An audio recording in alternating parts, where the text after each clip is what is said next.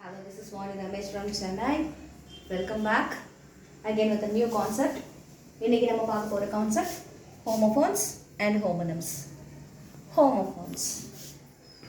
Homophonesனா சில வார்த்தைகளுக்கு ஒரே மாதிரி pronunciation இருக்கும். உச்சரிப்பு ஒரே மாதிரி இருக்கும்.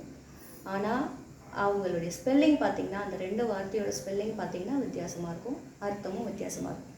So basically words with same sound or pronunciation but with different spelling and meaning. They have different spelling and meaning. அந்த ரெண்டு வார்த்தைக்கும் வித்தியாசமான ஸ்பெல்லிங் இருக்கும், வித்தியாசமான மீனிங் இருக்கும். அப்படி இருக்குன்னா அது ஹோமோஃபோன்ஸ்.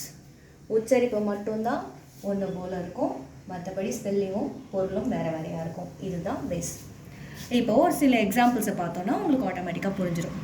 ஐ ஐனா நான், ஈவஇ ஐனா கண்ணு, சி பார்க்கிறது, இந்த சீனா கடல். Blue refers to colour. Blue ஊதுறோம் இல்லையா, ப்ளோன்னு சொல்கிறோம் இல்லையா, ப்ளோவுடைய பாஸ்டன்ஸ் ப்ளூ, அதுதான் இது. the wind blew gently அப்படின்னு சொல்லுவையோ, அந்த wind blew gently காற்று மிதமாக வீசியது சொல்லுவோம் இல்லையா, அந்த மாதிரி இது அந்த ப்ளூ. நெக்ஸ்ட் சென்டென்ஸ் பேட்டர்னில் பார்ப்போம். டூ ஒரு அற்புதமான வார்த்தை, அதே போல் பையும் ஒரு அற்புதமான வார்த்தை. 3 இருக்குது, அதே மாதிரி ப்ரொனவுன்சியேஷனோட 3 இருக்குது. Two and true. TO2னா இது ஒரு preposition. I am going to school, நான் எங்கே போகிறேன், I am going to school, ஒரு டைரக்ஷனை குறிக்குது. Okay, he is nice to me, என்கிட்ட அவன் எப்படி இருக்கான், he is nice to me. So அந்த இடத்துலையும் அது ப்ரிப்போசிஷனாக தான் இருக்குது. அதே போல் coming to TWO we all know that it is a number. I have 2 children, எனக்கு 2 குழந்தைங்க இருக்கிறாங்கன்னு இது நம்பரை குறிக்குது. TOO2 அப்படின்னா ரொம்பன்னு சொல்லுவோம் இல்லையா, அதிகமாக, அளவுக்கு அதிகமாக. the box is too heavy, வெயிட்டாக இருக்கிற ஒரு பாக்ஸை தூக்கத்துக்கு கஷ்டமாக தான் என்ன சொல்லுவது, ரொம்ப வெயிட்டாக இருக்குன்னு சொல்லுவோம் இல்லையா, அந்த ரொம்பங்கிற இடத்துல இந்த TOO2 வரும். ஸோ இதுதான் வித்தியாசம். இதை நீங்கள் புரிஞ்சுக்கிட்டீங்கன்னா சென்டென்ஸை வாசித்து பார்த்துட்டு அந்த இடத்துல அது எந்த அர்த்தத்தில் வருதுன்றது தெரிஞ்சுக்கிட்டு நீங்கள் ஃபில்லின் பண்ண முடியும். ஸோ உங்களுக்கு இதோட அர்த்தம் தெரிஞ்சிக்க வேண்டியது ரொம்ப ரொம்ப இம்பார்ட்டண்ட். ஹோமோஃபோன்ஸில் முக்கியமான விஷயமே you should know the meaning very well. இப்போ பை எடுத்துக்கலாம். பை அகேன் இதுவும் ஒரு ப்ரிப்போசிஷன் தான். I come to school by bus, I come to school by walk, I come to school by bike. எப்படி வரேன், எது வழியாக வரேன், எதன் மூலமாக வரேன் அப்படின்றத உணர்த்துறதுக்கு இந்த பை யூஸ் பண்ணுவோம். அதுதான் இங்கே கொடுக்கப்பட்டிருக்கு. நெக்ஸ்ட்டு பை அப்படின்னா வாங்குறது. You all know that we buy vegetables from market அப்படிலாம் சொல்லுவோம் இல்லையா, அது மாதிரி பைங்கிறது வாங்குறது. It's a verb here. She went to market to buy veggies in the sense vegetables வாங்க மார்க்கெட் போயிருக்காங்க. இந்த இடத்துல வாங்குறது அப்படிங்கிற ஆக்ஷனை குறிக்கிறது தான் இந்த வார்த்தை. நெக்ஸ்ட்டு பை சென்ட் ஆஃப் கொடுக்கும்போது பை சொல்கிறோம் இல்லையா, that is this BYE bye. Send off கொடுக்குற அர்த்தத்தில் வருது. பை வில் see tomorrow, நாளைக்கு பார்க்கலாம் அப்படின்னு சொல்லி குட் பை சொல்லிட்டு கிளம்புறது. ஸோ 3 விதமான பை இருக்குது. ஸோ இது homophone.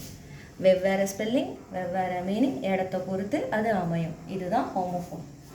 So I hope you understand it well. Next let us move on to homonyms. ஹோமோனிம்ஸ்னு பார்த்தீங்கன்னா சில வார்த்தைகளுக்கு ஒரே மாதிரி உச்சரிப்பு இருக்கும், ஒரே மாதிரி ஸ்பெல்லிங்கும் இருக்கும். 2 விஷயம் சிமிலராக இருக்கும். என்னென்னா ஒன்று ஸ்பெல்லிங், இன்னொன்று உச்சரிப்பு. ஆனால் பொருள் மட்டும் வேறையாக இருக்கும் வரக்கூடிய இடத்தை பொறுத்து. Let us see through it. Example,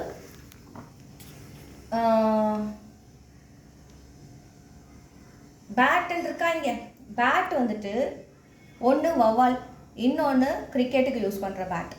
first sentence பாருங்கள். பேட் இஸ் அ மேமல், பாலூட்டி இனத்தை சேர்ந்தது bat. So bat is a மேமல்னு கொடுத்துருக்கு. இந்த இடத்துல பேட்டுங்கிறது உயிரினம்.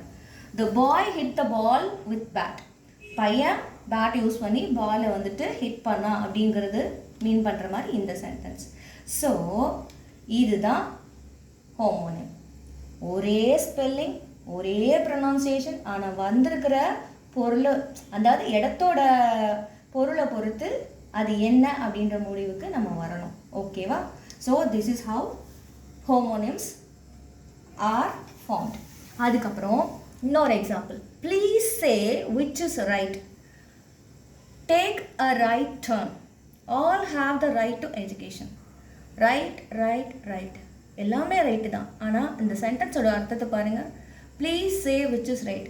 எது சரின்னு சொல்லுங்கள், தயவு செஞ்சு எது சரின்னு சொல்லுங்கள் அப்படின்ட்டு இந்த சென்டென்ஸ் அமைஞ்சிருக்கு. இந்த இடத்துல இந்த ரைட்டுக்கான அர்த்தம் சரி. Take a right turn. வலது பக்கம் திரும்புங்க. இந்த இடத்துல ரைட்டுக்கான அர்த்தம் direction. Okay. And then all have the right to education. எல்லாருக்கும் கல்வியை கற்றுக்கிறதுக்கான உரிமை இருக்குது. இந்த இடத்துல ரைட் உரிமை. 3 விதமான ரைட் இருக்குங்க. ஓகேவா? ஸோ ஸ்பெல்லிங் ஒன்று தான், ப்ரொனவுன்சியேஷன் ஒன்று தான், வரக்கூடிய சென்டென்ஸோடைய பொருளை பொறுத்து அதனுடைய அர்த்தம் அமையுது. அர்த்தம் மட்டும் மாறுபடுது. So this is homonym. இப்போ உங்களுக்கு ஹோமோஃபோன்ஸ்க்காக ஒரே ஒரு எக்ஸாம்பிள் மறுபடியும் கொடுத்துருக்கேன். நீங்கள் செக் பண்ணி புரியுதான்னு பார்த்துக்கோங்க. பேர் lives in forest, don't walk with பேர் ஃபுட். இந்த இடத்துல பேருங்கிறது கரடி, இந்த இடத்துல பேருன்றது வெறும் கால், வெற்றுக்காலோடு நடக்காத அப்படின்னு சொல்கிறோம். இதுதான் ஹோமோஃபோன்ஸ். ஓகே. மோஸ்ட்டாக உங்களுக்கு ஃபில்லின் கொடுத்துட்டு ஆப்ஷன்ஸ் கொடுத்துருவாங்க. எந்த ஹோமோஃபோன் எங்கே வரும் அப்படின்னு சொல்லிட்டு ஃபில்லின் கொடுத்துட்டு ஆப்ஷன்ஸ் கொடுத்துருவாங்க. மேக்ஸிமம் ஹோமோஃபோன்ஸில் தான் வந்துட்டு உங்களுக்கு ரொம்ப கிளாரிட்டி தேவை. எப்படின்னா வித்தியாசமான ஸ்பெல்லிங்கோட வருது. பட் ஹோமோனிம்ஸ்க்கு அப்படி கிடையாது, ஒரே ஸ்பெல்லிங் தான், ஆனால் பொருள் மட்டும் மாறுபடும் வரக்கூடிய இடத்த பொறுத்து. ஸோ இது நீங்கள் அண்டர்ஸ்டாண்ட் பண்ணிட்டு இருந்திருப்பீங்க நம்புகிறேன்.